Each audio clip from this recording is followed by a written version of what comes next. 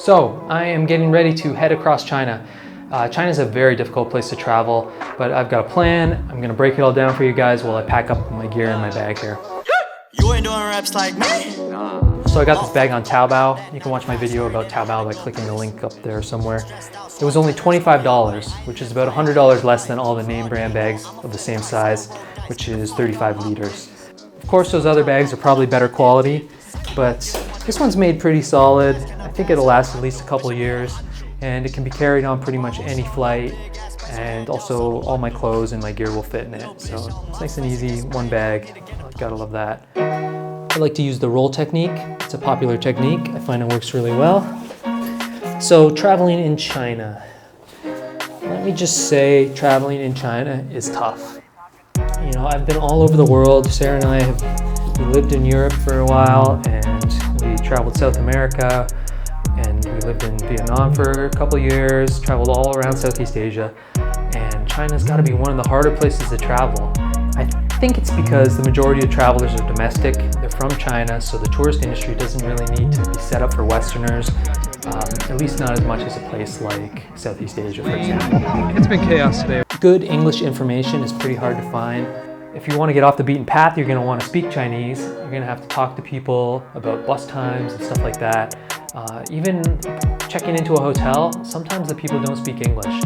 Of course, China is the most populated country in the world, so traveling here means big lineups, swarms of people, all the stress that comes with that. Personally, I don't really like going to Chinese tourist attractions.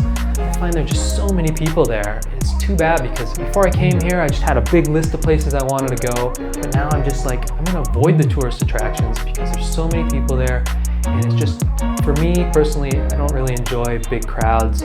So this map here shows the population density of China. The darker the red, the more people. And you can see there's a lot of people that live along the coast. I live in Sichuan, way out in the center of the map there. There's not that many people here, but I go to a tourist attraction and sometimes it's just crazy. There's big long lines, and I don't really want to deal with that. If you do come here and you want to travel along the coast, I totally understand that. You'll learn a lot about the people, you'll learn about the culture. It could be a great trip. China is such a huge country, but it has the best rail system in the entire world, hands down. And staying on the rail lines will ensure that you have quick travel times between locations. This is a map of the rail lines in China. The blue lines indicate the trains that can go over 300 kilometers per hour, and the green lines show the trains that go between 200 and 300. You can go from Shanghai to Beijing, which is a distance of 1,300 kilometers, in less than 5 hours. It's pretty incredible.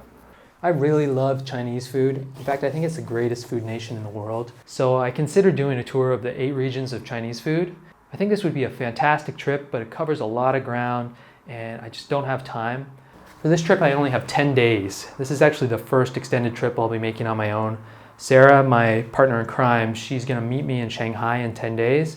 So I'm gonna travel along the Yangtze River from Chengdu over to Chongqing, where I'll hit the river, and then I'll travel all along the river till I get to Shanghai.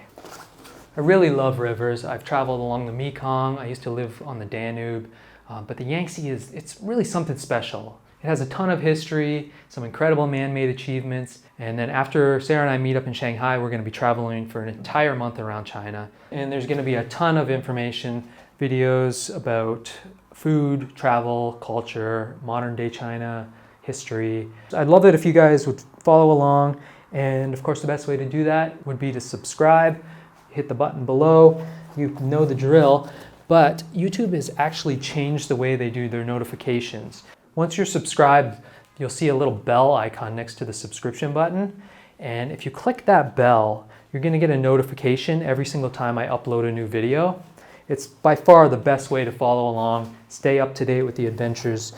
Look at this, I fit all my clothes. Still got to throw some pairs of shorts in here, but I got a pair of jeans, about 5 shirts, all in this one little spot.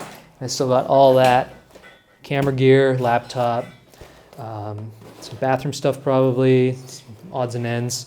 All right, so I guess I will see you guys on the road, or I guess on the river.